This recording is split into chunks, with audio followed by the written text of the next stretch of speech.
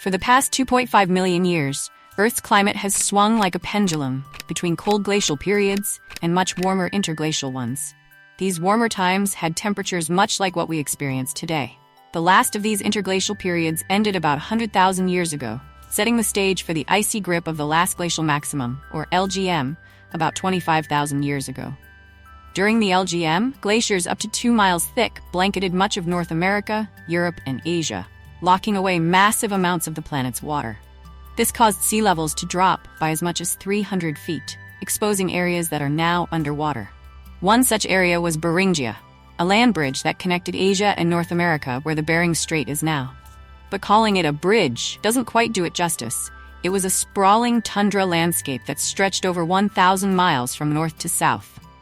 At its widest, about 21,000 years ago, Beringia wasn't just flat and barren as many once thought.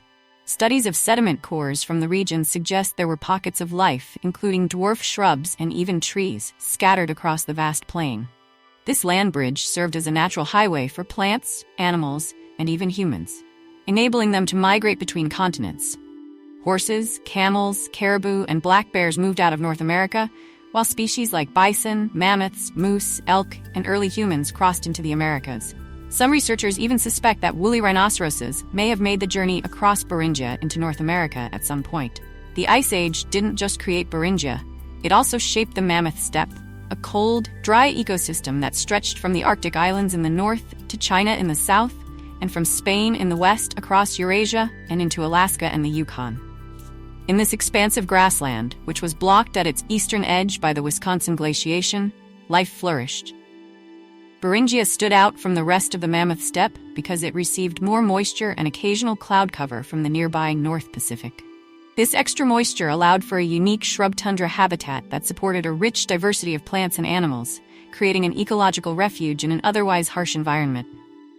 Large herds of grazers like woolly mammoths, steppe bison, and Yukon horses roamed this steppe. They were prey to formidable predators, including American lions, scimitar cats, giant short-faced bears, and even the first humans to arrive in North America. This dynamic ecosystem was a mosaic of biological communities, with steppe tundra vegetation dominating much of the landscape.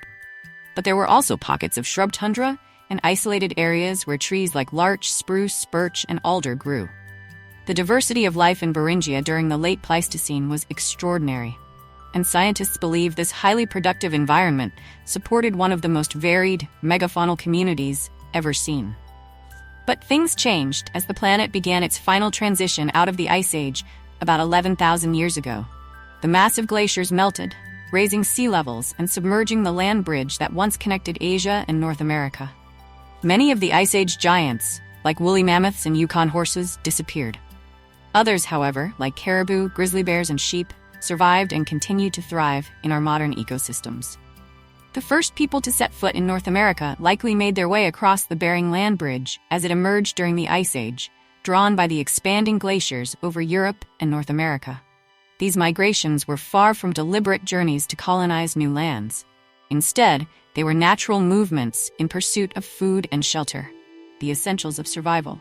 Genetic evidence suggests that these early humans became isolated from mainland Siberia for thousands of years during the Ice Age, living in the harsh, frozen environment of Beringia. Here, they may have relied on woody shrub tundra for fuel, finding refuge in the small pockets of life scattered across the landscape. Humans appear to have been living in western Beringia, now part of eastern Siberia, as early as 35,000 years ago. There are also tentative signs of human activity in eastern Beringia, such as broken and butchered animal bones. But the oldest confirmed evidence of human occupation in Alaska or Yukon dates to between 20,000 and 25,000 years ago. Around 30,000 years ago, people from northeastern Asia, in what is now Siberia, reached Beringia. However, as the climate shifted, they became stranded. Glaciers in Siberia's Verkhoyansk Range and Alaska's Mackenzie River Valley formed barriers that cut them off from their homeland. These early humans were trapped in the tundra of Beringia, where they remained for thousands of years, until melting glaciers and rising sea levels made migration into the Americas possible. This movement began about 15,000 years ago. The extended stay in Beringia suggests that its human population grew significantly in size and diversity. Researchers believe the region may have been divided into smaller groups spread across the land. In the western part of Beringia, Paleo-Siberian populations likely made their home. Meanwhile, eastern Beringia, comprising present-day Alaska and Yukon, was occupied by two closely related groups: the ancestors of modern Native Americans in the south and a separate group of ancient Beringians in the north. These ancient Beringians eventually disappeared, likely merging with or being absorbed into the northern Native American populations. This period of isolation in Beringia played a crucial role in shaping the genetic and cultural heritage of the first Americans, laying the foundation for the eventual peopling of the Americas as the glaciers retreated and new lands opened up. The permanent settlement of Beringia was no simple feat. It required a sophisticated mastery of cultural and technological skills to survive in such a harsh and unforgiving environment. People living in this icy expanse developed tailored skin clothing to keep warm, secure shelters to withstand the elements, and the ability to control fire for heat and cooking. They also perfected advanced methods for hunting, storing food, and possibly even built watercraft to navigate and cross large, icy bodies of water. Some researchers argue that settling Beringia was a technological accomplishment on par with humanity's ventures into extreme environments like Antarctica, the deep sea, or even space exploration.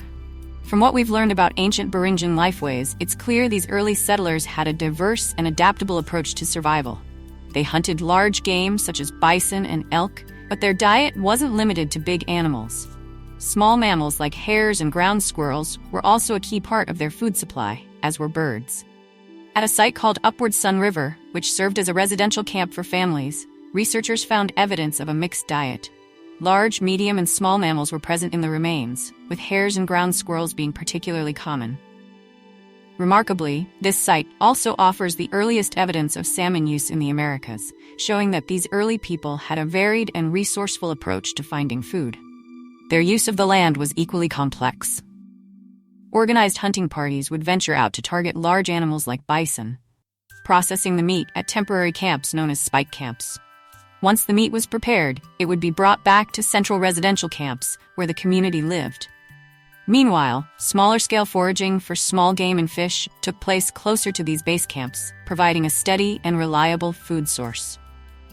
Humans adapted by building insulated shelters from animal bones and hides, making warm clothing, and preserving food through freezing or drying.